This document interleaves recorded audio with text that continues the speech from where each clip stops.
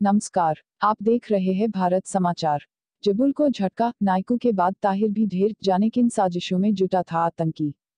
किश्तवाड़, जम्मू के डोडा जिले में जड़ें जमा रहे हिजबुल मुजाहिदीन को सुरक्षा बलों ने रविवार को बड़ा झटका दिया। कश्मीर में हिजबुल के शीर्ष कमांडर रियाज नायकू को ढेर करने के बाद सुरक्षा बलों ने डोडा जिले में कमांडर ताहिर भट्ट को एक अन्य आतंकी के साथ मार गिराया। 10 घंटे तक चली मुठभेड़ में सेना का एक जवान भी शहीद हो गया। शहीद गुरुग्राम का रहने वाला था। पुलिस का दावा है कि ताहिर के मारे जाने के बाद डोडा जिला पूरी तरह से आतंक मुक्त हो चुका है। 7 लाख का इनामी है ताहिर। 7 लाख का इनामी ताहिर पुलवामा की तरह बनिहाल में भी सीआरपीएफ बस को इम्प्रोवाइज्ड एक्सप्लोसिव डिवाइस आईईडी से उड़ाने की साजिश रचने के अलावा संघ पदाधिकारी चंद्रकांत शर्मा और उनके अंगरक्षक की हत्या में शामिल था।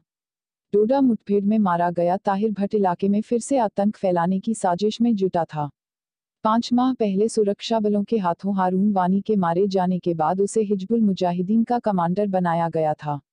युवाओं को बनाता था आतंकी। बताया जाता है कि ताहिर को कश्मीर संभाग के पुलवामा से विशेष रूप से भेजा गया था।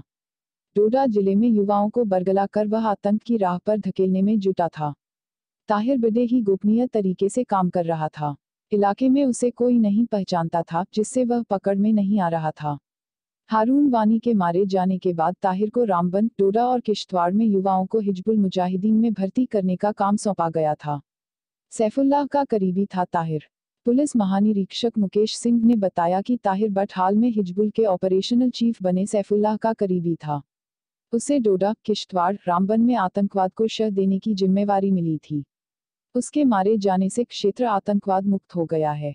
ताहिर पिछले साल अप्रैल में संघ पदाधिकारी चंद्रकांत शर्मा व उनके अंगरक्षक की हत्या में शामिल था। वहीं बनिहाल में आईईडी से केंद्रीय रिजर्व पुलिस बल के वाहन को निशाना बनाने की साजिश में उसका हाथ था। आईईडी बनाने में एक्सपर्ट था ताहिर। कश्मीर के पुलवामा का ताहिर आईईडी बनाने में माहिर था। वह बनिहाल सीआरपीएफ काफिले को निशाना बनाकर पुलवामा हमले को दोहराने की साजिश में शामिल था। आतंकवादियों ने फरवरी में पुलवामा हमले के बाद 30 मार्च 2019 को बनिहाल में केंद्रीय रिजर्व पुलिस बल के काफिले के साथ आईईडी लगी कार टकराई थी। हमले में केंद्रीय रिजर्व पुलिस बल को हल्का नुकसान हुआ। कार पूरी तरह से जल गई थी। कार चालक भाग निकला था। नहीं हो पा रही थी पहचान। हारून के मारे जाने के बाद से ही आशंका जताई जा रही थी कि डोडा में कश्मीर का रहने वाला एक आतंकी सक्रिय है, लेकिन उसकी पहचान नहीं हो पा रही थी। जब आरएसएस पदाधिकारी चंद्रकांत शर्मा की हत्या हुई, तब भी यही बात सामने आई थी कि इस हत्याकांड में एक कश्मीरी आतंकी शामिल है, जिसने हत्यारोपी ओसामा बिन जावेद का साथ दिया। अब डोडा में सुरक्षा बलों ने अपना नेटवर्क तैयार कर ताहिर को फंसाया और उसे मार गिराया। ऐसे की घेरेबंदी। शनिवार रात को डोडा में सेना की 10 राष्ट्रीय राइफल और राज्य पुलिस के विशेष अभियान दल एसओजी को गुदना क्षेत्र के गांव खोतरीधार में आतंकियों के होने की सूचना मिली।